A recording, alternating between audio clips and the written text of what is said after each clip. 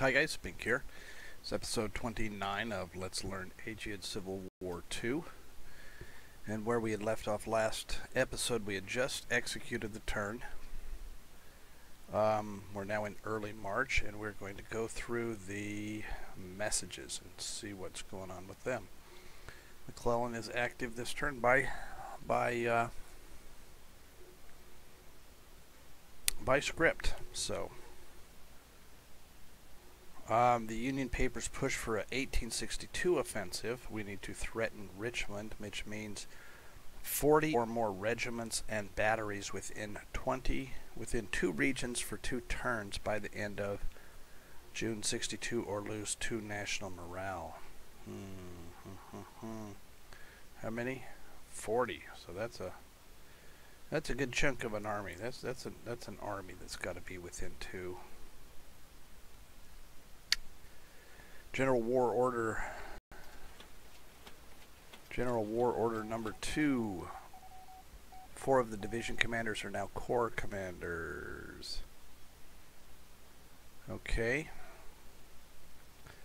Keep 48, oh my gosh, keep 48 regiments adjacent to Washington, D.C. for 2 months or lose 50 victory points. Well, I suspect this Washington Defense Force and this Alexandria Defense Force, between the 2 of them, is probably going to account for that amount. We'll have to look.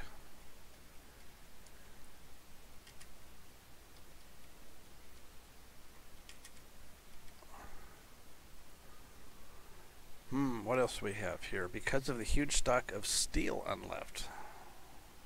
So again, we lost some of our steel. We may increase the roll and river again. So we knocked that thing. I believe we had our war supplies down to... well, I think we ran out of money first. That's what happened. We ran out of money. We may increase the rail pool, the river pool. We raised our taxes, so that gave us a good chunk of cash there. Confederacy is still building here. Lew Wallace has been promoted to a major general for whatever reason.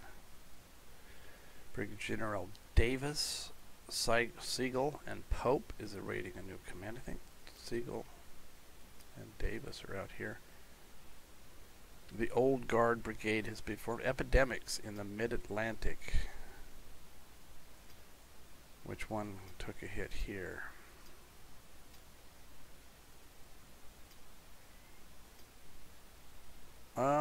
Doesn't look like it had anything of important.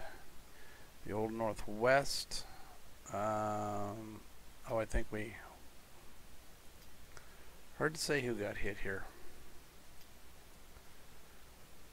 The USA adopts the Corps command structure. Armies limited to 6. So we can make 6 armies. We can make 3 more armies, and we now have the Corps structure. So we can look at building corps now. We were besieging Strasbourg, but we actually ended up taking it. Confederates made a breach in Madisonville. Oh yeah, they took that. Supply has successfully evaded forces, so we got that supply unit out of there. We failed to engage the enemy in Smith, Kansas. That's here. It's still snowy out here. We took out a unit in, that's there. Sullivan, Missouri, we tried not to engage a unit. Well, they got promptly blown apart. Okay. Canby has reduced to a defensive stance.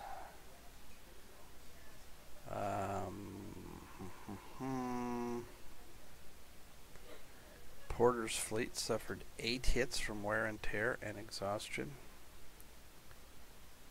Porter's fleet succeeded in bypassing the defenses of Island Number 10. So we moved down here to Columbus, and that put us in the same river area as Island Number 10. So potentially we could have had some damage from running that fort, from the guns of that fort. We got Buell in our Kentucky Army.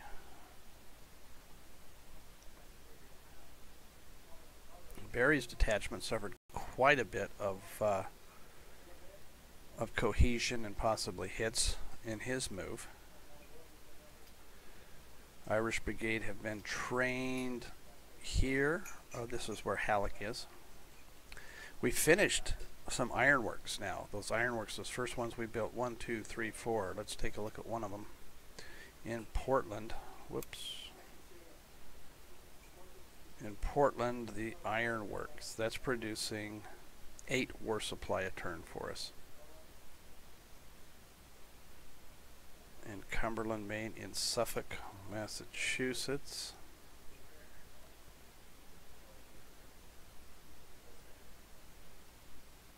Wherever that happens to be. 2 of them actually, so we should actually endeavor to discover where that's at.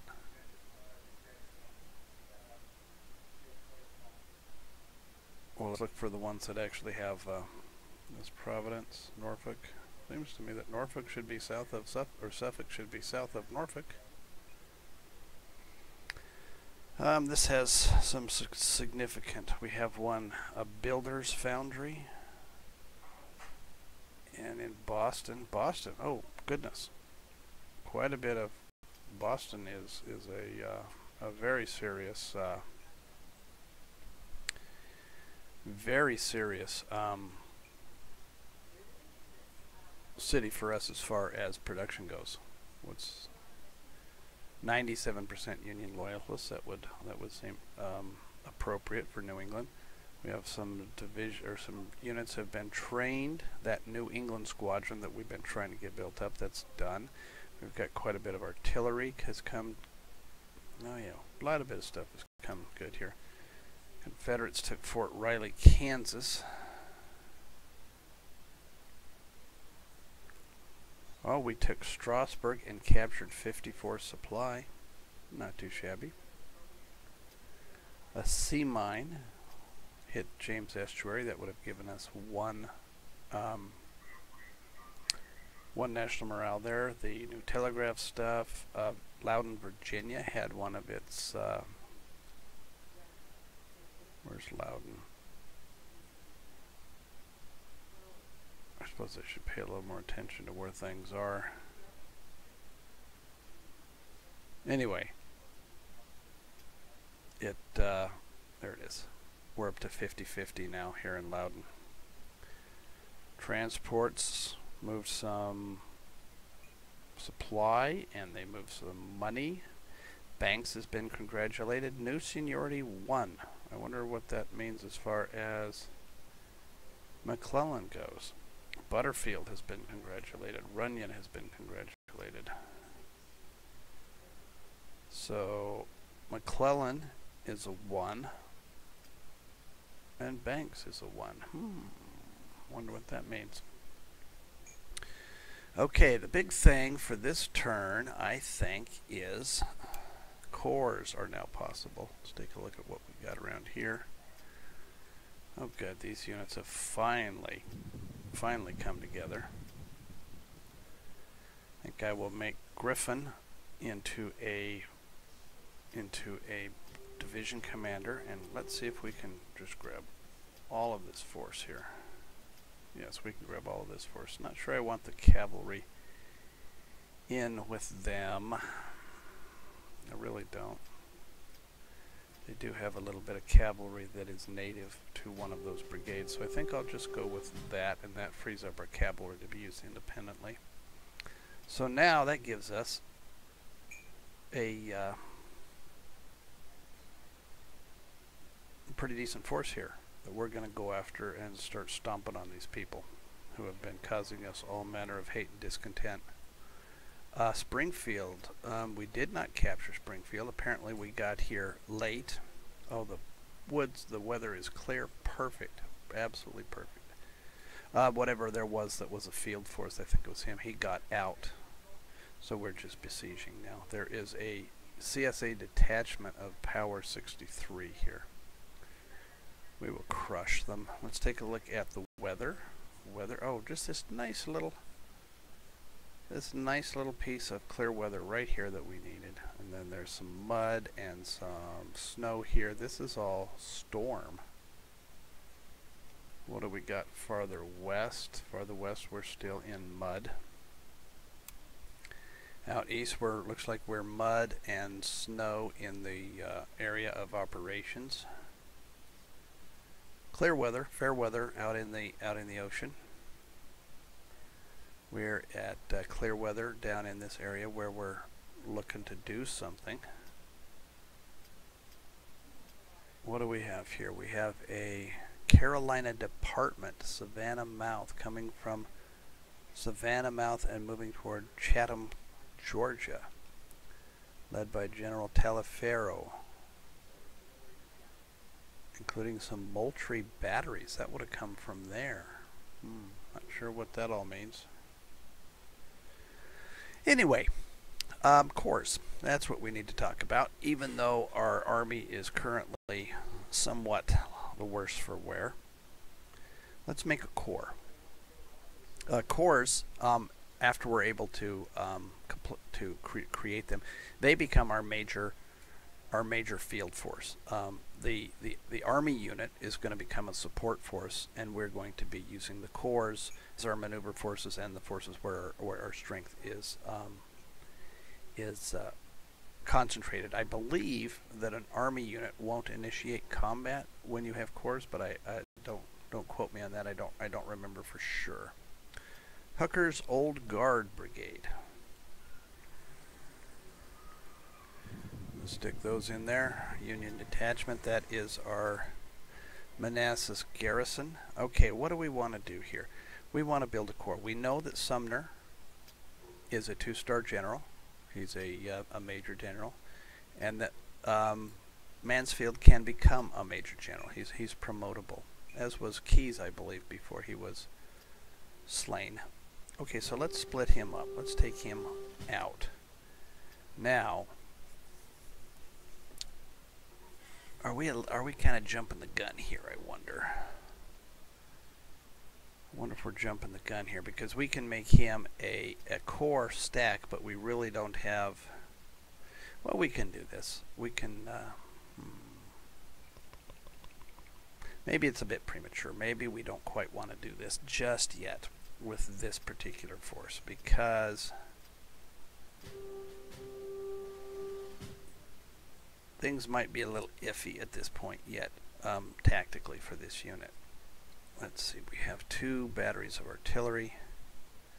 I think he has no inherent cavalry, so let's give him a single cavalry brigade, or regiment rather.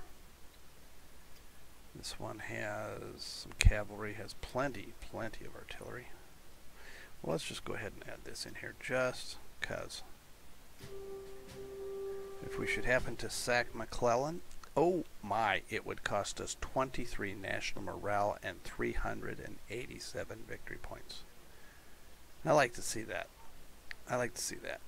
Okay, we need to start making cores. And what we're going to do for that... Maybe, oh, let's just go ahead and do this. I mean, it's for demonstration purposes, so what the hey. Okay, let's take Sumner and put him by himself here. He's a 2-star general. And if we go back to McClellan here, as we have this army selected and we're going to hold down the shift key, that is the area of his influence based on his command ability. This is the region under which his corps can operate. So great, huge area there. But we'll make Sumner a corps commander right here. Create a corps. So now he is a corps of the Army of the Potomac. If you look up on this display here, we have a little diamond here which shows the number of corps he has. And if we look at Sumner's stack itself, it has a little diamond which indicates he's a corps, as well as showing it by just flat out telling us. Okay, so let's put him on a normal defensive posture. Go back to, if we look at Sumner here, he has 7 command points. So that gives him 8 because he's a 2-star general, and then the strategic rating or the ratings, the command ratings of the commanders actually affect and influence the command ratings of their subordinate corps. So he has this, and some of his abilities can also impact his subordinate corps. In this, it doesn't look like. So I'm suspecting that just his strategic rating of 1 is what is reducing Sumner's value down to a 7. If this was a 3-star general, he'd be sitting here at probably a 15, possibly a 14.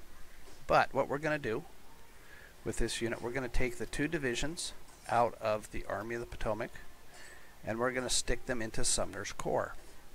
So now Sumner, he is in a separate stack from the Army of the Potomac, and he can be in a separate region, but his command points are not halved like you would expect to see in a normal independent stack. So we now have our first corps here. In fact, let's go ahead, Alt, click, and make it official. First corps. Now, this is all independent units within the Army stack. Now he'll be able to, when we're in a combat situation, McClellan will be able to feed these in as needed. So, but let's take at least one of these supply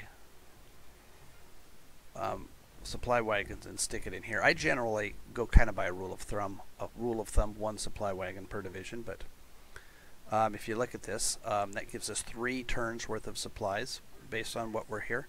Our cohesion is quite low for this unit, so we're just going to leave them here for a while. In fact, I am going to go ahead and put these on a passive stance, since I think it's unlikely we're going to be attacked imminently. But you know, I've certainly made some mistakes so far. We want to get another leader down here into Manassas to provide a division command for these guys. Let's put these on. Put these also on passive. It makes sense now to maybe put this unit in a corps with put this unit as part of this army now, because we have bypassed this choke point, or this access point here for units to get from the Shenandoah Valley into Manassas. You know, we hold Strasburg now, so that's not a threat. This is not something we need to be blocking anymore. It makes sense to put Stone's command into one of these, whatever we're going to make for a corps as well. So let's think about that. I believe in these units here, we can bring one of these units over. We'll add it to Stone's command, and even before he leaves, we'll turn him into a corps. So this unit is now a corps of the Army of the Potomac. He's going to move into this region here and merge with Stone's division, and we're going to end up with another corps over there, and then we'll maneuver him as needed. Let's see, we don't really have enough to make a corps or a division out of this, but we'll take Shields. We'll make him a division commander, and we're going to grab these 3 units, move him, just the division. We're going to move him over here as well. What are we in, mud? Yeah, mud. So we'll move him by rail to get him over there quickly.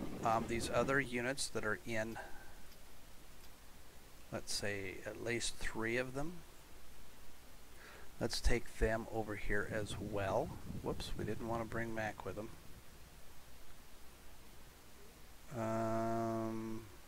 Right back here. Where'd he go? We lost him. There he is. There's the army. So this unit here, these 3 infantry are going to combine with what we're bringing from over here, and that will form another division in the 2nd Corps that we're going to have here. In fact, let's go back to Whipple here.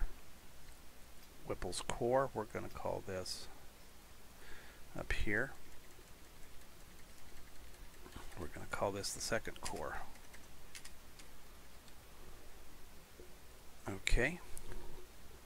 So he'll move over there, grab this. Let's think about this. Do we want to make some cores here? We can leave banks as is. We don't have to break these guys up into cores. But why don't we think about giving Dix over here two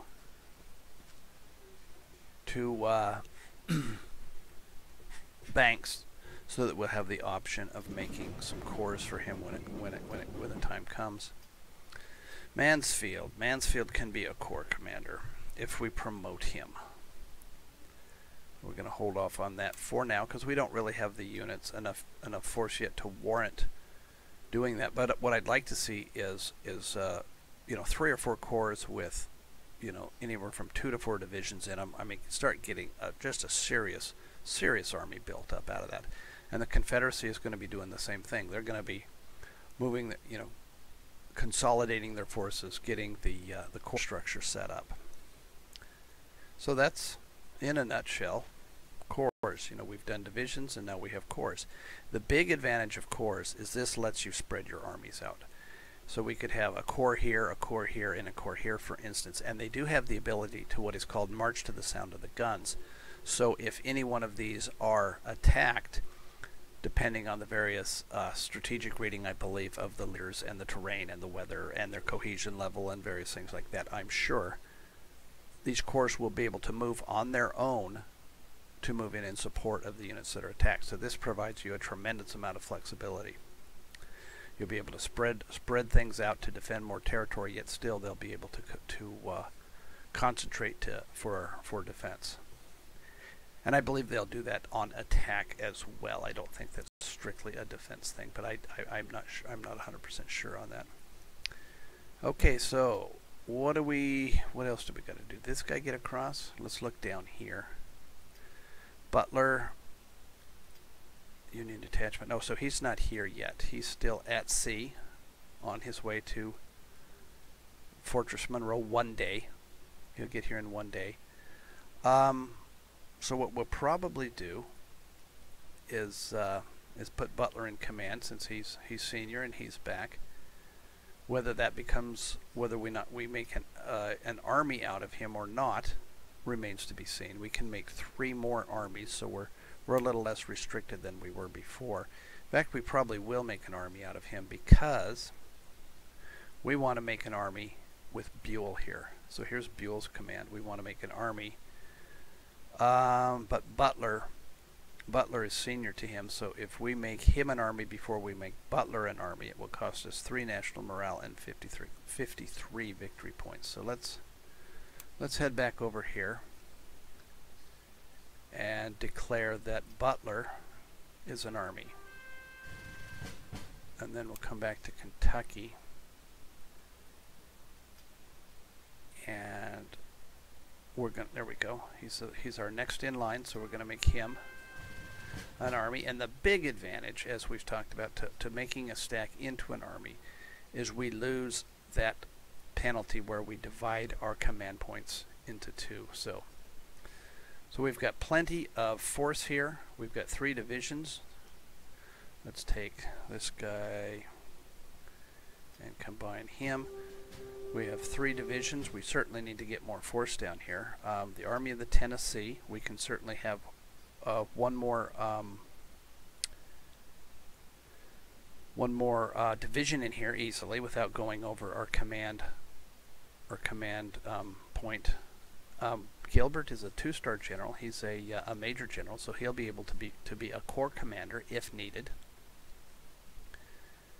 We're also going to want to get those headquarters support units built and put in our armies, and the other support units as well for that. I think it's 1862 now. We're gonna, playtime is over, amateur hour is over. We're gonna get serious about getting some serious forces aligned and putting them in action. Grant can become a corps of Halleck's army. We can declare him a corps. I believe we can do that. Is he within range?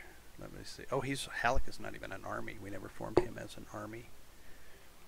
Should we do that? I think we should. Let's make him an army. We're not necessarily going to bring him out into the field so much, but maybe think of him as kind of a department command, maybe. And that will allow us to make Grant a corps from this army, Army of the West. He has a good army administrator. He has a master logistician and a training officer. His stats are pretty bad, and so if we do make Grant a corps of that army, then it's likely that his stats, his first stat especially, would go down. But I'm going to go ahead and do that. No, it didn't actually. Just so that to kind of stick with some degree of reasonableness, of you know, not trying to game the system rather than what would be a more of a historical thing. Although I don't believe Grant ever was a corps under Halleck, but that's what we're going to do. Now, this unit here has become. Wallace was promoted to be a major general, so we're going to remove the division command for him, and we're going to activate it for Sherman. And we're going to take all of these units and make that Sherman's division, and let's go ahead and make him a corps of Halleck's army. So now Halleck, down here, I guess we're not going to be able to see him. If you do click on these, you can get to where your guys are at. So now we have two corps. Each of these are now, even though they were operating independently before, what this is going to do is now it's going to remove that penalty. So we can stick another division or two into Wallace easily enough. Again, with Grant, we can throw another couple divisions in there. So we're really starting to build the infrastructure for having some serious armies, some serious force coming through here. With Fremont's army here, Lyon is not of sufficient rank. He's only a brigadier general. He's not of sufficient rank to become a corps commander at all. But I think we're sitting here in Springfield. Let's put him on an assault posture, and we'll finally take Springfield here. And then we will start looking about seriously looking at a move on Fayetteville here, and this will be possibly, well, that's strategic. That's a strategic town. Is that Arkansas? And then down to Little Rock.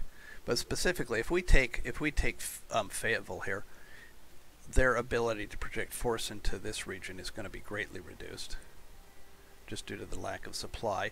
Let's see what we can do here. We've already made this. We've already made this guy into a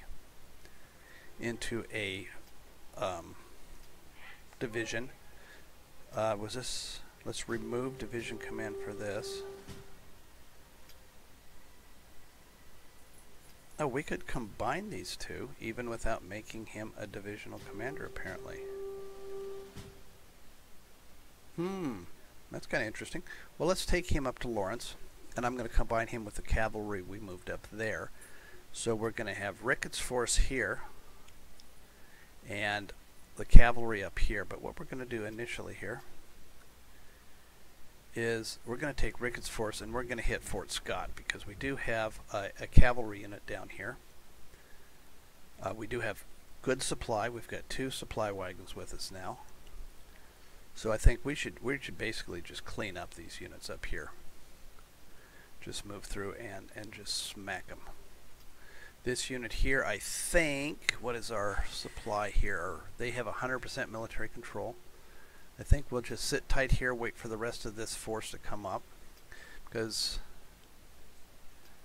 we will.